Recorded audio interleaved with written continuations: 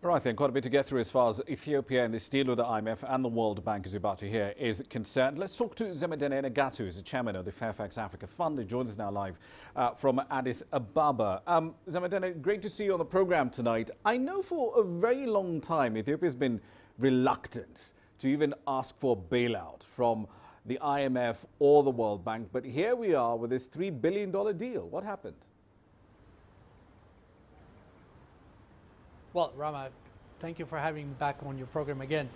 As you indicated, Ethiopia has just been granted or is about to be approved for $3 billion from the IMF. And you asked why now. I think to me, it's a very simple answer. They apparently believe very strongly in the economic reform program of Ethiopia. In fact, it's called the Homegrown Economic Reform, which was announced a little while ago. So in a simple way, they are saying, you know what, we believe on the upside growth potential of the economy. They believe in the transformation of the economy from a primarily state-led, which actually has delivered very strong growth in the last few years, but it needs to transform and start allowing more of the private sector to come in. I think, so for them to support that reform, they thought it was very important, and they believe that Ethiopia has a very huge upside potential in terms of growth. Even though the economy is forecast to grow about around 7.7% this year, to sustain that kind of growth, a lot of transformation reforms have to take place. And if you've seen the government's Homegrown Economic Reform Program, it has three pillars. One of them macroeconomic, sectoral, and structural. On the macroeconomic side, which is where I think the IMF can provide a lot of support, both financially and technically, if you look at the constraints that is holding back the economic growth, for example, shortage of foreign exchange. So in that area, this financing with the technical support from the IMF, I think will help a lot.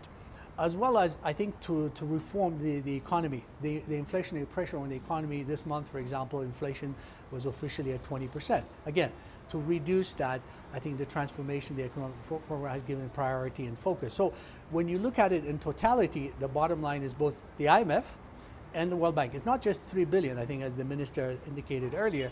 There's another $2+ billion coming from the World Bank. These are very large numbers by African standards, and I think it's a vote of confidence by the IMF and the international community that Ethiopia's economic reform, given the right kind of support, can sustain and even accelerate the growth that has shown over the last several years. Right.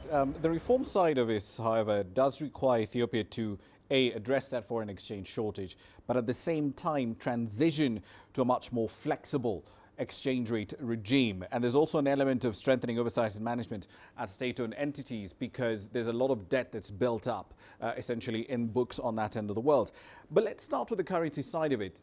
What path will Ethiopia take? Is it going to gradually devalue the birr, or will it essentially do what Egypt did and say, look, let's just take the pain up front, devalue the currency, float it, move on? You're asking a very interesting question. Now, I'm not certain what the government's decision will be, but I'll share with you what my view is. I think as the economy reforms, remember this year, in 2020, the Ethiopian economy will top $100 billion. So that's a very sizable economy in the emerging markets, and certainly in Africa. So I think some reforms, overall economic reforms, as I mentioned earlier, but also on the Forex aspect. Today, there's a very rigid FX allocation process in place.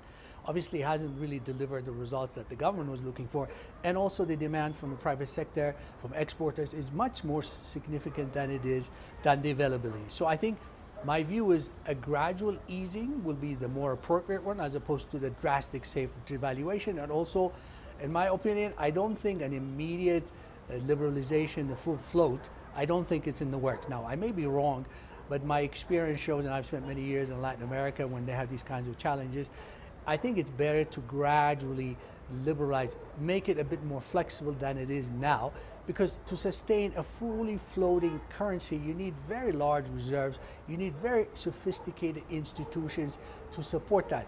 We'll get there, but I'm not sure we're there yet. So it's just my view. It's probably better to have a gradual liberalization, make it a little more flexible than it is now. And then at some point, maybe in the future, we can fully float the currency. But I think that might be just down the road. But probably you get a better answer, a much more accurate one from the IMF and the Ethiopian government.